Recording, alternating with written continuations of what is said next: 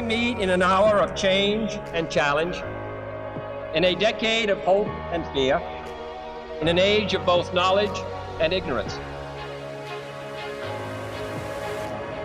If this capsule history of our progress teaches us anything, it is that man in his quest for knowledge and progress is determined and cannot be deterred.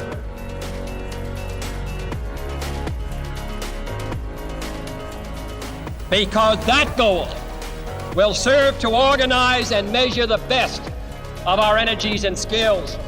Because that challenge is one that we're willing to accept, one we are unwilling to postpone, and one we intend to win.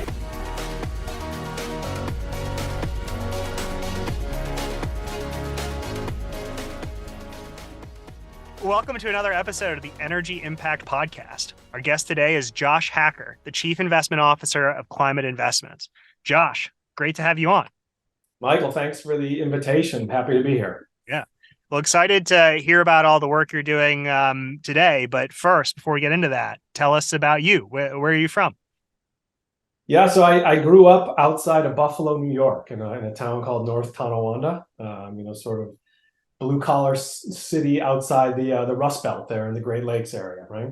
That's funny. I was actually born in Rochester. I have a theory that Rochester, New York has like 3 degrees of separation from everyone in the world. I think that's fair. And I think, that I'm here in Los Angeles and have been for about 20 years now. But I'm continually amazed at the sort of western part of New York State connections that seem to evolve and emerge. Yeah, very funny. Okay, well, so you were born there, you grew up there. Your family was there for work, presumably. Like, how did life progress? That's where just born and raised, right? And so, for university, I went to Rensselaer Polytechnic Institute, which is down sort of towards Albany in the state of New York, and sort of moved in that direction. And that started sort of a series of moves, sort of around the country for various roles and opportunities, and sort of just general life adventure, I guess, at that point. And RPI is very engineering focused, right? I mean, were you in sort of you weren't in finance at that point then? You have an engineering background. No, absolutely. I'm a chemical engineer by degree, and sort of took that into engineering and operations roles for the start of my career. So in the pulp and paper industry of all places. So I was working with Procter and Gamble, where I'd done an internship. I'd done a few other internships along the way. And it was really a great place to start because P&G, gives incredible responsibility and accountability for, sort of young managers as they're trying to help them develop. And maybe talk to us a little bit about sort of why chemical engineering, like something attracted you, like you had the knack, as the joke goes, or something sort of attracted you to that field. I think that's really it. I was, I was sort of good at math and science, and I enjoyed math and science, and that just seemed to be the natural progression based on, in all honesty, what was pretty limited exposure to, sort of real career counseling of any kind at that point. And that made sense. It seemed, sort of general enough where I could sort of continue what I liked, and honestly had 4 years to figure out what to do with an engineering degree. So that was where it started. And then operations, yeah, because sometimes people go into academia or like go into more design, but was there a lean that pulled you into more of an operations-based role? Yeah, I sort of, I did my sort of co-ops and internships. I tried some different types of organizations, right? I did some work in a couple of different manufacturing environments. I did an R&D stint, for sort of 7-8 months with another industrial firm. And it was just the pace of sort of that delivery, sort of, producing something and delivering something. That for me, just sort of, I like tangible results. I like, sort of having an action orientation. And it was the timeline of R&D that really didn't work for me at that stage. Yeah, no, that makes a lot of sense. Okay, so pulp and paper with P&G, like what was your specific role and how did that sort of drive your next career decisions? Yeah, it was started sort of process engineering, right? Sort of working on process improvements and sort of internal customers and suppliers, and roll out of projects and sort of process upgrades, things of that nature. I got promoted to what effectively I think it was called paper machine leader, right? It was sort of an operations business leader role. I had 30 or 35 people in the department, sort of annual budget, big sort of CapEx and set of responsibilities, and that it wasn't P&L responsibility. I guess it was L responsibility, right? It was just the cost side, but it was real leadership from a very early, sort of early 20s type perspective, right? And it was like, I think it was great for me because that was a good environment, sort of, again, fast paced set of numbers you had to hit. And I got to work with people and, manage and hopefully lead people in a dynamic setting.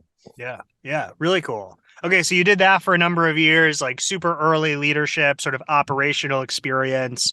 But yeah, at some point you were looking for the next challenge. What happened next?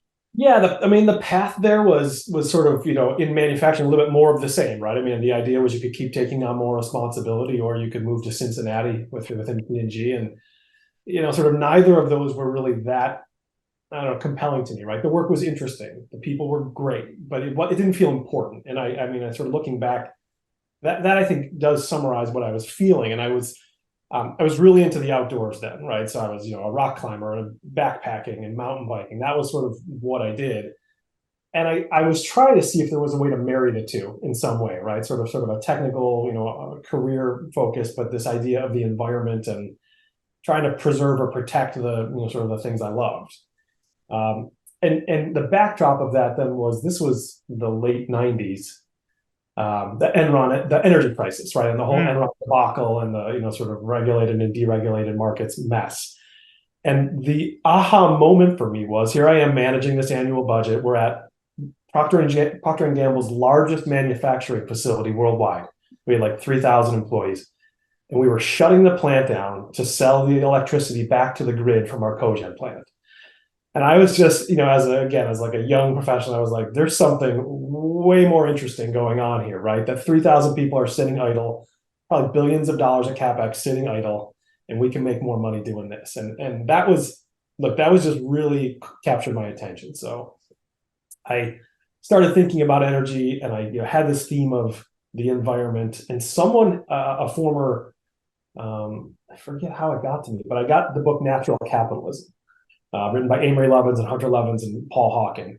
And that was a really, again, another sort of eye-opening set of facts or perspectives that I just hadn't been exposed to. And so all those things came together, and I was headed back to business school to sort of make a transition. That's how the next piece of the journey started. Fascinating. Okay, but where, so you knew sort of there was something here with energy, and like, you had a personal environmental lean, but environmentalism wasn't really I mean, this is even still pre-Clean Tech 1.0, right?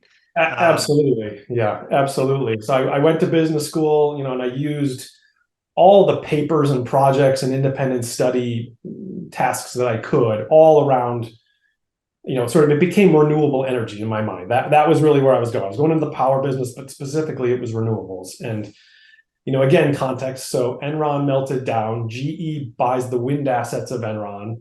I think that was the only formal recruiting role that came to campus, right? And I didn't want to move to Tehachapi, California to manage a wind farm. And so I went, completely against the advice of the career services group and joined a small, very small renewables developer to sort of go, sort of roll up the sleeves and see what this was really all about. And, I think that lasted 8 or 9 months before the money ran out, and it was time to figure out what was next. But yeah, that's a tough time. I mean, renewables were incredibly expensive, like not understood, like very slim supply chain at that point and everything, right? I mean, it was really nothing. I mean, to be honest, right? We were as much trying to advocate for renewable portfolio standards to the utilities as potential customers as we were doing anything with individual project development or sort of delivery. And so it was an eye-opening experience. I think it was a rude awakening, and I wouldn't trade it for anything, frankly, because it sort of put me on a path that was really where I've been ever since. So so that failed pretty quickly, at least in terms of my participation. And I then went on to the Rocky Mountain Institute. So I had gotten to meet RMI and Amory Lovins, and we had helped bring him to campus as part of a club thing, business and the environment type focus. And the timing just sort of worked. They were working on a book called Winning the Oil Endgame, which was about transitioning profitably, off of oil to alternative sources of supply. and they needed some, sort of quantitative analysis and business perspective on some of the topics. And so I joined, and I hopped around across a number of. They're like, so would you be open to living we'd like you to start in Snowmass, Colorado, and then we'd like you to move to Kona, Hawaii for a number of months, and then come back to Boulder, Colorado. Would that work? And so at the time, a single guy who, sort of loved the outdoors, that was a pretty easy yes. And yeah, that's the point. That's the point where you're like, ooh, yeah, maybe with a little per diem or like, throw in a lift ticket, I could make it work, right?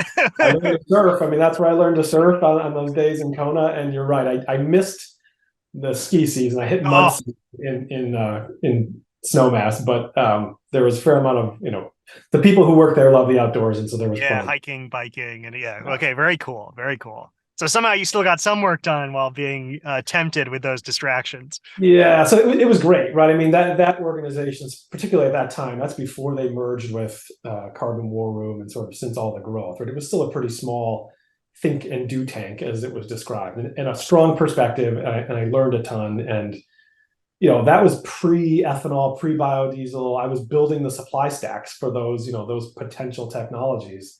Interesting. So you were like, was that like the RIN program development as well, or not even? It was even still... before that. Yeah, this was basically, wow.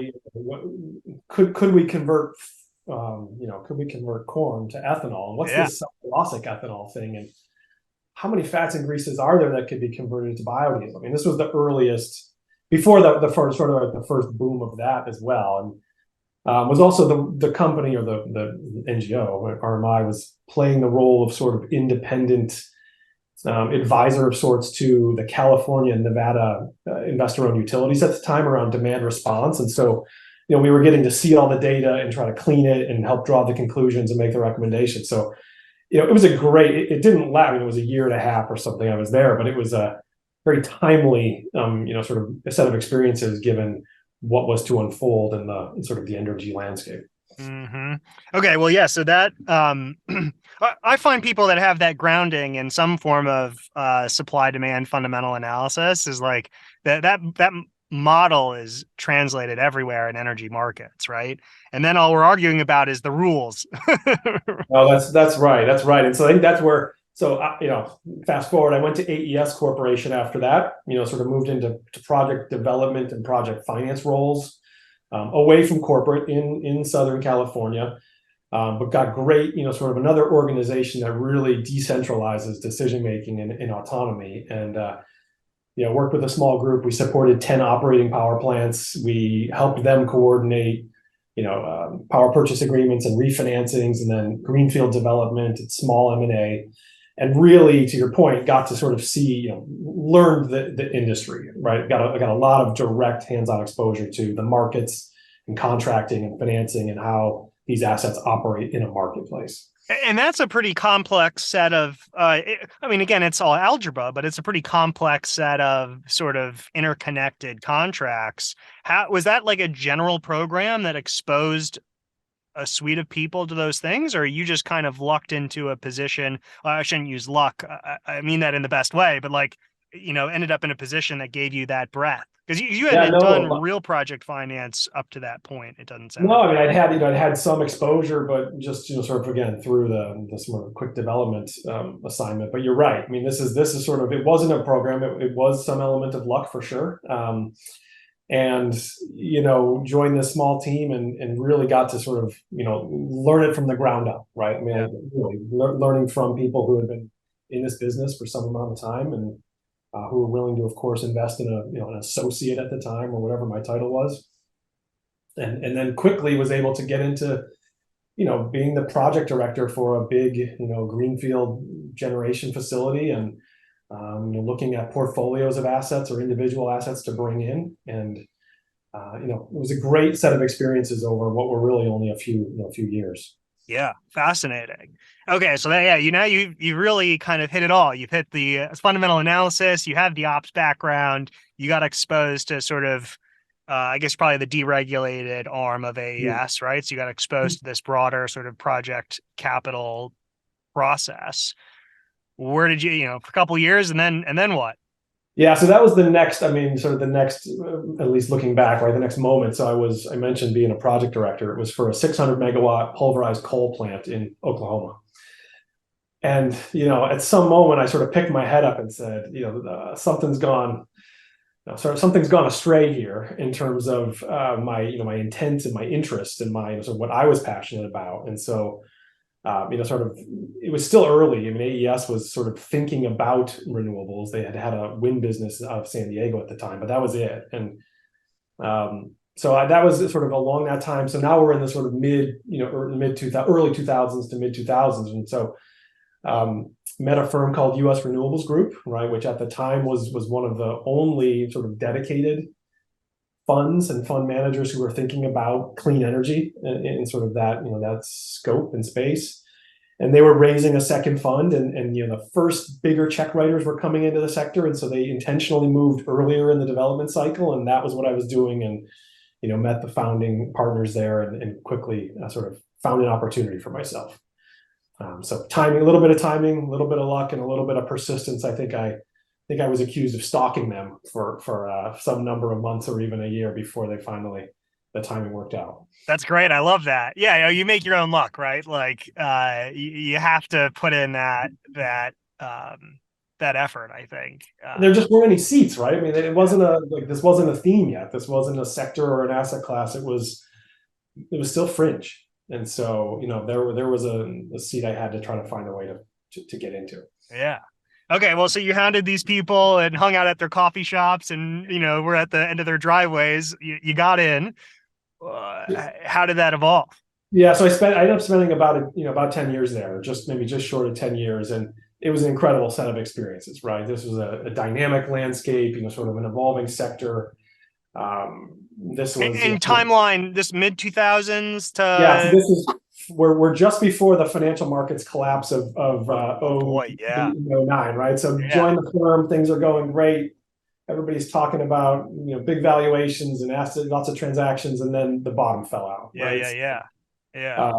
We went into that sort of trough period of 2010 through 2013 of having capital to deploy, but really having to manage a portfolio that was facing a lot of uncertainty and volatility, right? But an incredible opportunity for me, because it was a private equity firm, but it was still very creative and entrepreneurial, hands-on, I guess is the way to say it, right? So for someone who liked operating, liked development, got to work very closely with the management teams of each of the investments, and learn sort of the art of investing, right? In terms of had not done led those types of transactions prior, but it was across a set of assets that I had a pretty good base of knowledge around, and got to take on some board roles, and then got to start to lead transactions, and then through a couple of promotions, really ended up spending, like I said, about 10 years, number of board seats, board roles over the years, and I took at least 2, maybe 3, sort of interim management positions as well. So I stepped into a general manager role of a power plant. I took on a CFO role for a couple rounds of capital raising. So for me, it was a perfect balance, right? It was this opportunity to do both. Yeah, what a crazy. You don't hear many private equity investors having stepped in to be a plant manager somewhere at a power plant. That's a pretty unique set of skills. I mean, this is for all, anybody who's listening, an unconventional path. This is, hopefully there's an example here that exists. This is not the traditional way to get to sort of where I'm lucky enough to sit today. Well, and I think that's a real superpower. And to the extent there is a conventional path, I assume you're alluding to kind of your traditional financial sort of traditional path. But exactly. We're more about banking, sort of into a venture or PE firm, some type of asset manager, and you're working back up, hitting business school, coming back, Sure. Yeah, I think it's a real superpower to have real operational expertise, right, and experience. I mean, I I never like really worked in a plant setting, but I've like sat around with enough engineers and tagged along on enough site visits. Like my strategy was always just to like pester those people to the point of being annoying, right? Because then what you learn, what's on the sheet is not really reality, right? It's like a bizarre projection of reality. Absolutely. No, absolutely. And my engineering degree is pretty dusty at this point, as is any operational experience, right? But I think there's just enough insight and understanding there, whether it's from a first principles perspective or it's a how do things really get done, sort of on night shift, Yep. over a holiday weekend. Yeah. That the perspective and sort of the empathy is there, right? As we look at new opportunities and challenge some of the assumptions along the way. Fascinating. Yeah. One other question on that timeline. I think everyone focuses on the global financial crisis in 07, 08, 09. Certainly liquidity was challenging. Interest rates were challenging. But how would you compare that to shale gas prices, 2010, 2011? I mean, it was really in this sector at the time you were going through this. I would say it's a kind of a double whammy. And I would guess the shale gas price evolution, right? And for our listeners, $10 an MMBTU to $3 an MMBTU was, I think for a while, I remember. crazy. No, it was, you're right. I mean, absolutely. I think so. You had the economic hit, or the hit to the economy was the first hit, and then the shale gas revolution second in terms of the renewables. And we were doing clean fuels, we were doing other recycling, and other sustainable assets or infrastructure. And we even started doing some commercial like licensing deals of technology, putting a thesis together and sort of spinning it out on its own. But you're right. I mean, we ultimately, unfortunately, we were exposed, across a number of assets to gas prices, and it hurt. Yeah, it's tough. Well, and I think I think there's sort of a news bias today that like, oh, environmentalism was always a thing. We're always improving, and like it really wasn't, right? You were 10 years, if not 15, ahead of your time on like thinking about some of the externalities that drove your decision making. Yeah, I mean, it was. I mean, all of the everything we've talked about was early, right? And so then, and again, then China just decided to invest how many tens of billions into PV and panel manufacturing, and again, the series of baseload bets versus intermittent resources at that time. Ultimately learned a set of lessons, and sort of this. It's not the invisible hand, but it's some sort of stroke of pen risk, right? That a top-down region country can make decisions that impact global markets, and I think that was a big look. I think in the end it was huge for like on the back of the shale gas price disruption, and then this challenge and this choice to make PV economically viable. It really did upend the energy markets over that course of what was 3, 4, 5 years. Yeah, stroke of pen risk. I love that. Yeah, I mean, it's all supply demand fundamentals, but the rules always matter, right? You can change the rules, like. So for me, after about 10 years, I left there. I went to a family office that was focused on water and wastewater, so it was a bit of a similar industry construct, in terms of. And yet a hard industry, right? I think that has been looked at as being hard from the outside in terms of how do you make money on those investments. We launched a couple businesses, then we sort of started investing from a true family office perspective, and then I really then moved back after a handful of years there. Moved back into more of a advisory, independent sponsor type investing role, sort of more out on my own for a few years before ultimately joining Climate Investments. Wow. Yeah, quite a path. So yeah, that brings us to today, I guess. Tell us about Climate Investments. What drew you to that opportunity? And then tell us more about the platform. Yeah, so I joined the firm just over 2 years ago now. So this was 2021. We were in the middle of COVID. Yeah, crazy. Right. And I think the reality is it was a firm I had known, from a number of years. So we'll get into this, right? Sort of OGCI, the Oil and Gas Climate Initiative, is an industry coalition of 12 large oil and gas producers, right? Energy producers. They came together in 2014 to really take a leadership position on behalf of the industry. And so it's still a collective or a coalition that is focused on, setting emissions objectives, holding one another accountable, building tools and platforms to help across the industry, and ultimately, looking to, again, to lead in the face of decarbonization or the energy transition. And I think we have to give them real credit, because 2014 was not, it was not the decarbonization climate world that we're in today. Yeah, totally. Yeah. And as far as like my stance in this platform, like ignoring or trying to throw shade on the oil and gas industry is like not only completely unproductive, but is nonsensical. So you don't have to caveat anything here. Well, I'm not here to caveat. I know.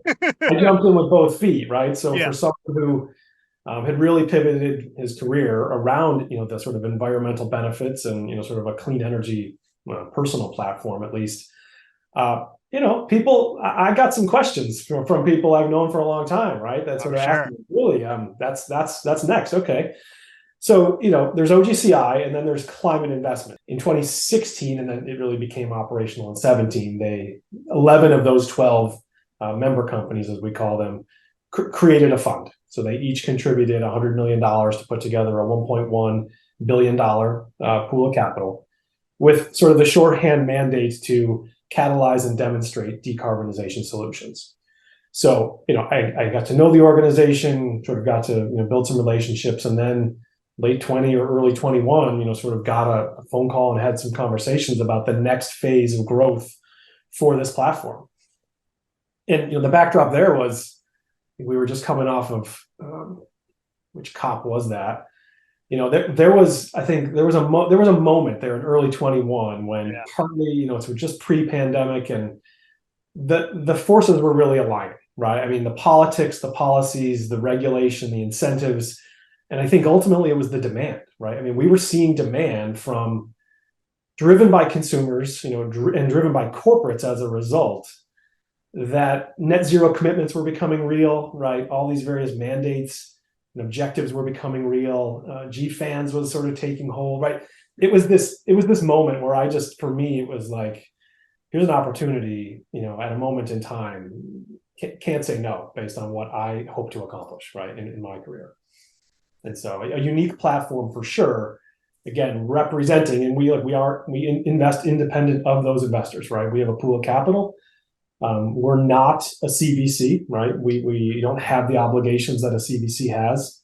I hope, and I think we have some of the benefits of having 11 corporates as our investors in terms of resources we can use and utilize and ask for when we need them or want them, in terms of specialized expertise. And then absolutely having that voice of the customer, right? We understand, and we work closely to understand the pain points and the priorities that each of them, and to be clear, we may say 11 oil and gas producers, but they are very different in terms of how they think about the energy transition, right? As you might imagine. And so it's really a sort of mutual relationship in terms of, we're out looking for solutions and technologies and services that can be deployed in their operations, right, and can help them achieve their net zero commitments, but also look to play offense as well, right? How can they grow through the transition, knowing that there are some headwinds on their sort of core and historical business? Yeah, no, that makes a lot of sense. And out of those 11 companies, you probably have 14 different opinions on any given thing, right? So maybe talk about, you alluded to this, like the next stage of the platform's growth. Tell us more about what that looks like, and then a little bit on how the team is structured and sources investments. Sure. So the current fund is an early stage mandate, right? So first, I will say it's dual mandate. It is impact and financial returns. It's both. So we have a fund level objective around impact, sort of 2030 type target. We're a near term.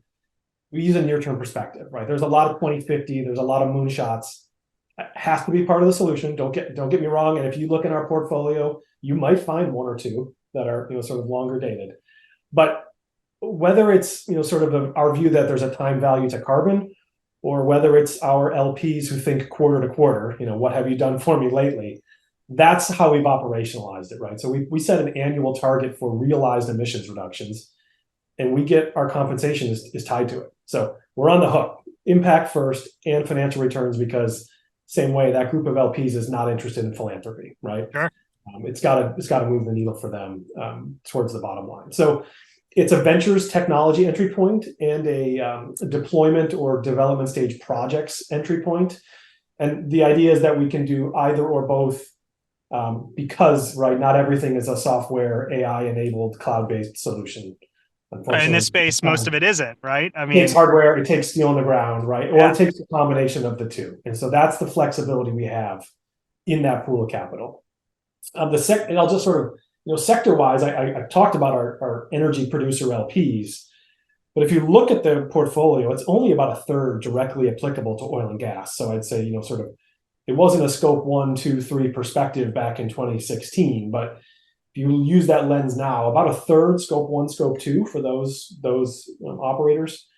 And then the other 2/3 is in sort of the scope 3 perspective, right? So it's heavy industry, cement, concrete, steel, primary chemicals. It's transportation, but particularly heavy duty vehicles and shipping. Again, we're doing some work on aviation now more recently. And then the built environment. So, low carbon construction materials and energy management or energy efficiency of those assets. And so we used to call those the hard to abate sectors. We call those the undercapitalized sectors now from a decarbonization or innovation perspective. But it really is, it's focusing on the emissions, right? We're not focused on renewable energy or renewable power because there's a lot, those solutions are proven and mainstream at this point. We've not done much in EVs or personal mobility because, again, a lot of capital, and relatively speaking, not the lion's share of the emissions source. And so we view ourselves as a specialized sort of decarbonization, industrial decarbonization investor. That's what we've done to date, right? So the next stage for us is we've looked at the landscape and think about what we're good at. It's really about now adding a growth strategy, right? So we've seen the data, but we feel it with our portfolio companies. Some number of those companies in the portfolio are out raising, a Series C, D, pre-IPO type round, and maybe that's 50, but maybe that's 100 or 150 million dollars, and they tend to fall between the large, clearly the large infrastructure and the big generalist PE firms who are managing multi-billion-dollar funds, right? These are too small and maybe a round too early. And then the venture investors, of course, if they're being extended beyond maybe what they're comfortable with. And as a first check opportunity, it's a stage or two too late, right? So there's not a dearth of capital. Let's be quite clear, right? There's billions that have been raised, tens or even hundreds, depending on how you define climate or decarbonization. But there's a relative gap here, and we feel it. So that's where we're going. It's this idea that we can, if we need to, we can continue to support, the companies in the portfolio. Though I would say that's not the intent of the strategy we're putting together. But it's really all those companies we've talked to and the relationships we've built and managed and supported that now are becoming or evolving as the early winners from this, industrial decarbonization landscape. So it's the high growth, scaling and sort of business execution risks that we're intending to focus on there. Yeah, super interesting. How do you so do you envision, I guess, keeping the first two tracks alive as well? And then are there like new funds, or is it sort of an evergreen concept and then you'll just sort of add these additional silos on top of them? Or perhaps they're not in separate funds at all. I mean, with a small LP base, you could probably just think about it as an allocation as opposed to discrete funds. No, I mean, really, really good questions. I think there's a few elements to it. So first, independent pools of capital is the idea, right? And I think it took us a while internally, sort of thinking about what are we good at, right? What do we think we have track record and credibility, and then looking at the market in terms of where is this gap, right? And so the idea is to build two mutually reinforcing strategies. We have the catalyst strategy, which is what we call the current fund, right? Which is early stage, still technology risk, some business model risk. It's that first commercial inflection point. And now where the technology and the business model have been proven at scale in the market, it's about that rapid scaling support. And so, right, all the relationships and learnings and diligence and origination inform, sort of that later stage strategy, and then understanding what customers really want and what they need to see and what the later stage, buyers or next round investors are really looking for helps us inform the early strategy as well, right? So it's sort of this catalyst and growth strategies running in parallel. The other piece, though, to hit is we're really thinking about how do we broaden the set of investor relationships, right? Because our view is it's not about decarbonizing my sector, my industry, right? Just my operations. And the scope 3 definition, and if you want to get into scope 4, right? I mean, it's a bigger box. And I liked your description about decarbonizing existing systems for your LPs who really cares about the number, and then playing offense, right? The growth sector, which isn't, I guess technically it's scope 3, but it's not really, right? It's no, but it could be, right? I mean, you could think about growing, like you're vertically integrating, or you might be forward integrating, depending on your piece of the value chain. And so I think it's that value chain analysis that we're trying to, I mean, we've already, again, I said the portfolio is quite broad already, but it's, again, it's the steel players, the aviation players, it's, the primary chemicals, methanol and ammonia and, hydrogen and, it's the transport piece. It's like these are the customers and suppliers of our current LP base. And so, again, unfortunately, the emissions don't necessarily clearly align with, where your balance sheet says your assets sit today. And that's what we're building. And I think there's real momentum, again, around the work we've done, around the expertise we've built, and the conversations we're out, sort of having with potential partners of the future, really starting to get some buy-in to that thesis. Yeah, fascinating. Okay, can I say it explicitly what I think you're saying, which is bringing in additional LPs, sort of broadening your fund customer source and continuing to sort of broaden the scope of the platform along with that process? That's right. That's right. I mean, I think, again, to our current investors' credit, this has never been about them controlling, sort of controlling the message, controlling the tools. Frankly, they were, as we call it, they were looking to catalyze this transition in the decarbonization solutions, right? So we think a lot about how do we help them, and the intent is, again, with another set of investors or LPs. So I'd like to just pause and give you one example, right? Which is when in 2017, when the firm was founded, the fund and the firm, right, there were carbon accounting systems and concepts, but everything was sort of backward looking, right? Meaning towards the past. There really wasn't a set of tools from an investor's perspective about how do we estimate forward-looking emissions reductions, right? And that was key to our mandate.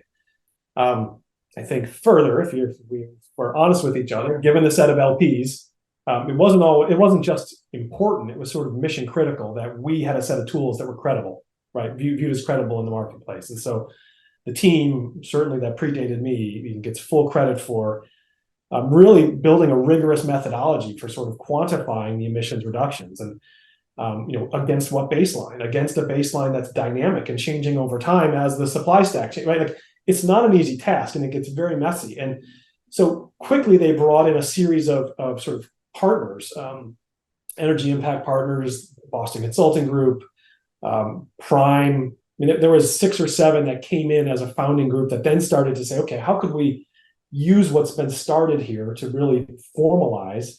And now that's been rolled out as Project Frame. And it's an open source tool, effectively trying to get investors, asset managers, corporates to use a common set of terms and a methodology. And I don't have the numbers at my fingertips, but I think it's 600 or 700, again, firms and companies that represent over like 60 billion of AUM are now using the tool, right? So we on behalf of our investor group, we looked at this gap in not even the marketplace, in the tool set that we had. And we don't need to own it. It doesn't need to be our proprietary methodology. In fact, just the opposite. We need it to be out. Our numbers are reviewed by an independent auditor. The methodology's been reviewed by an independent auditor, right? And that's, I think, there's an example of how I think, again, the oil and gas producers need credit for trying to do something, more broadly in terms of moving the whole mandate forward. Yeah, no, very interesting. Yeah, we have a couple episodes dedicated almost exclusively to carbon accounting and folks that are thinking about what that means and the 17 different ways that gets interpreted, right, or more. It's a messy. Could have a whole. I mean, we could spend hours and days, and I would quickly defer to the experts in our team. We've got an impact team, right, in terms of Every investment we look at, that's where it starts, right? As it gets to sort of some of the earliest screens, what is the potential for not just planned impact as we talk about sort of 10 years out, but realized impact in the near term, and how will we affect that, right? How can we drive and help accelerate through adoption, or sort of pilots and demos and commercial engagements with our current set of investors and the relationships we're building. Yeah, very cool. Yeah, maybe give us a flavor of what some of the technologies and platforms that maybe you've done recently, or that you're most excited about, or as much forward-looking. Well, we can caveat it all as forward-looking statements, aren't relevant, or best judgment, or whatever. Sure. So no specific, returns projections. Yeah, right.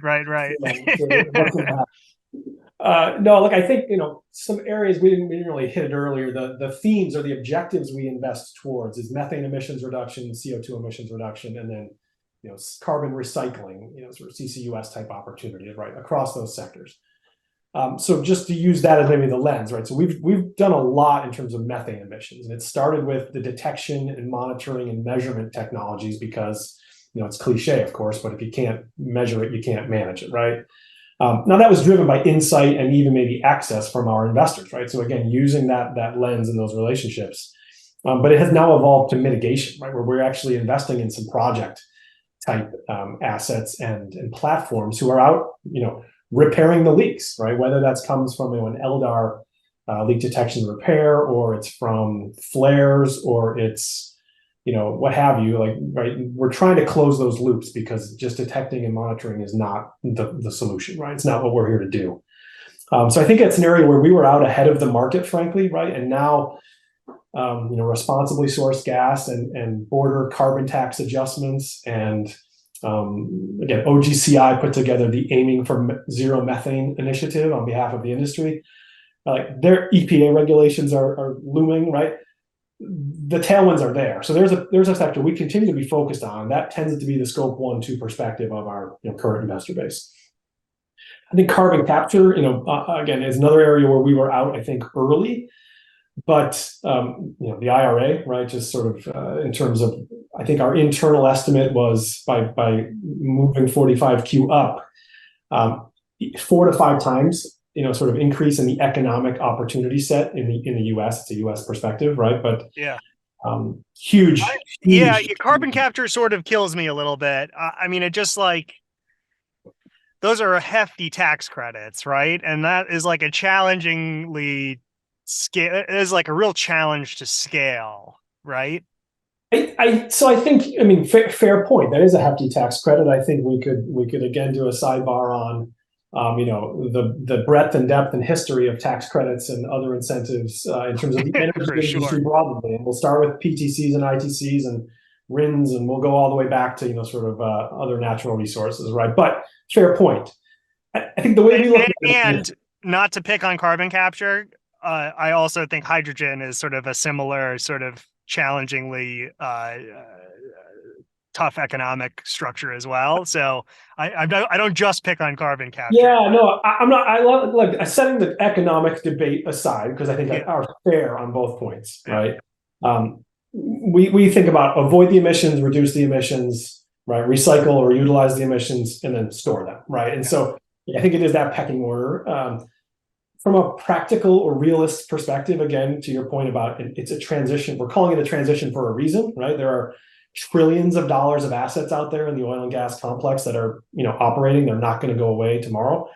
Carbon capture has got to be a part of that, right? If we want to start making impact now. And so I do think this has been a key jumpstart in terms of the higher tax credit to help that move forward. And we've got both technology bets like Asfante, which is using a solid state capture and is being leveraged not just in oil and gas, but across a range of industrial applications, and even has direct air capture, sort of technology and product partnerships. So they're working on that end as well.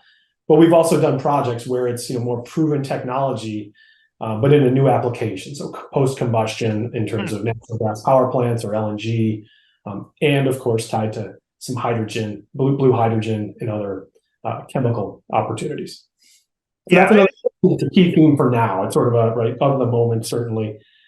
Energy efficiency is a huge area. Now that's as broad as it gets when you use the label.